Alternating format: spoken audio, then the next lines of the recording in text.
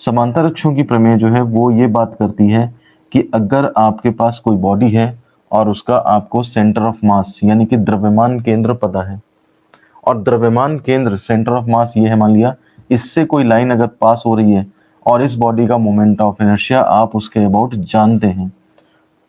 मतलब घूर्णन जो अक्ष है आपकी वो जड़त द्रव्यमान केंद्र से पास हो रही है, वहां से गुजर रही है, और अगर हम बॉडी को इस लाइन के अबाउट रोटेट कराएं, जैसे इस ये मार्कर है आपके पास, डिफरेंट डिफरेंट अक्षों के परितः रोटेट कराने का क्या मतलब होता है, जैसे आपने इस एक्सिस के परितः रोटेट करा दिया तो ये ऐसे रोटेट होगी, ठीक है ना। आपने इधर कोई एक्सिस ले ली तो ये ऐसे रोटेट हो जाएगी उसके अबाउट। अगर आपने किनारे ले ली एक्सिस तो ये उसके अबाउट ऐसे ऐसे रोटेट हो जाएगी। तो कहने का मतलब ये है कि जिस तरह से आप चाहें जिस एक्सिस के अबाउट रोटेट कराएं, हर केस में इसका मोमेंट ऑफ इनर्शिया अलग अलग होगा। तो अब हम बात करते हैं कि अगर आपको कोई और इसके साथ लाइन दे दी जाए, मान लिया सपोज करिए आपको लाइन हमने ए बी पकड़ा दी, बस खासियत ये है कि ये इस लाइन के जो सेंटर ऑफ मास से जाने वाली लाइन है जिसके अबाउट मोमेंट ऑफ इनर्शिया हमें पता है, इसको हम नाम दे देते हैं ICM का। इससे आपको याद आ जाएगा कि ICM यानी कि सेंटर ऑफ मास से जाने वाली कोई लाइन है उसके about moment of inertia ICM, ये आपको गिवन है, ये हमको दिया हुआ है, पता है, और हमें इस लाइन के अबाउट मतलब AB जो लाइन है, बस इसकी खासियत ये है कि ये उस पुरानी वाली लाइन के पैरेलल है,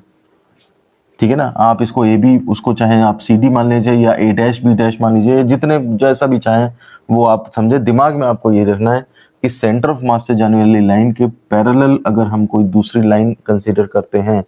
और उसके अबाउट मोमेंट ऑफ इनर्शिया निकालने के लिए कहा जाता है, इन दोनों लाइनों के बीच की डिस्टेंस सपोज स्मॉल a है, वो तो सेम रहेगी क्योंकि पैरेलल हैं दोनों लाइनें,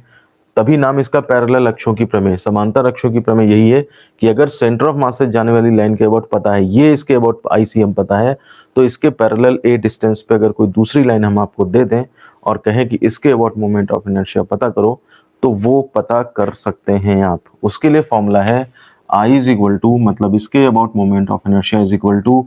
ICM, सेंटर ऑफ मास से जाने वाली लाइन के about moment of inertia plus body का टोटल मास इनटू इनके बीच लाइनों के बीच की डिस्टेंस का स्क्वायर। ये आपका स्टेटमेंट है, ये आपका मैथमेटिकल स्टेटमेंट है,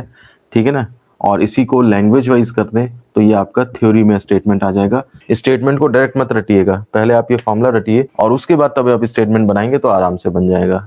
ठीक है ना। देखिए किसी भी बॉडी का किसी भी लाइन के अबाउट मोमेंट ऑफ इनर्शिया, तो ये हमने इसकी बात कर दी, ठीक है ना, उसका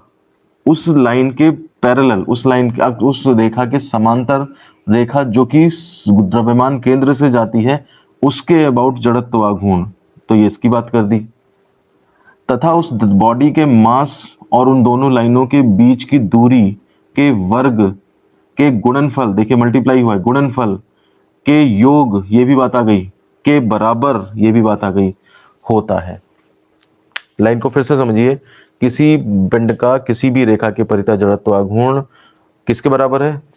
उस पिंड का, उस बॉडी का सेंटर ऑफ मास से जाने वाली उसके समांतर लाइन के अबाउट जड़त्व आघूर्ण तथा उस बॉडी के मास और उन दोनों लाइनों के बीच के डिस्टेंस के स्क्वायर के मल्टीप्लाई के एडिशन के बराबर होता है। ये आप इस तरह से स्टेटमेंट इसका लिख दें लैंग्वेज में, यही आपका स्टेटमेंट हो जाएगा। तो कोई लैंग्वेज रटने की जरूरत नहीं है। अब अगर आप फॉर्मूला जानते हैं और उसको लगा सकते हैं, उसको समझते हैं, तो आप ये चीजें जो है वो आराम से उसको, उसी चीज को बस आपको लैंग्वेज में एक्सप्रेस करना है इस फॉर्मूले को, और वो स्टेटमेंट बन जाएगा। अब हम आ रहे हैं थ्योरम ऑफ परपेंडिकुलर एक्सिस यानी कि लंबवत अक्षों की प्रमेय। पहली बात मैं बता दूं, लंबवत अक्षों की प्रमेय हर बॉडी के लिए नहीं लग सकती, ये केवल पटल के लिए लगती है। पटल मतलब जिसे लैमिना कहते हैं। ये थ्योरम कहती है कि अगर मान लिया सपोज करिए आपके पास कोई पटल है, पटल मतलब अब ये बॉडी नहीं है, ये आपके पास कोई कागज का टुकड़ा है, कागज का टुकड़ा ऐसे लेवल में रखा हुआ है, या कोई गत्ता है या कोई इस तरह की चीज है जिसकी लंबाई चौड़ाई तो है पर ऊंचाई नहीं है। तो अब इसमें अगर आपको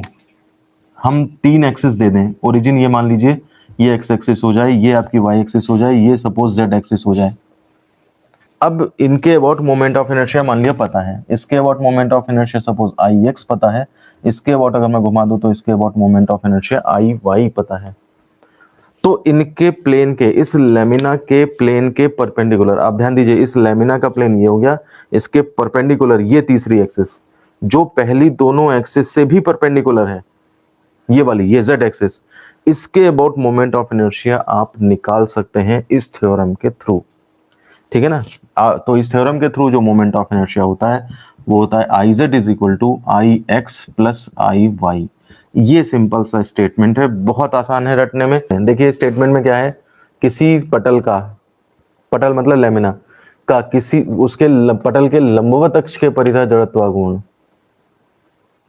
ठीक है ना, वो किसके बराबर है, पटल में स्थित, ये दोनों एक्सिस पटल में है, पटल में स्थित दो लंबवत रेखाएं जो पहली रेखा के लंबवत भी हों, मतलब उनके परपेंडिकुलर भी हों, आपस में भी परपेंडिकुलर हों, उसके भी परपेंडिकुलर हैं, और पटल में होंगी तो एक पटल के लंबवत है, एक पटल में दो, बाकी दो पटल में, तो लंबवत तो अपने आप हो जाएंगी। तो पटल में दो परस्पर लंबवत अक्षों जो कि पहली लाइन के कटान बिंदु से जाती हो, ये पहली लाइन है ना, इसका कटान बिंदु O है, उसी से लेंगे आप, और दो परस्पर लंबवत अक्षों के परितः जड़त्व आघूर्ण के योग के बराबर होती है। ये स्टेटमेंट है। अब तो देखिए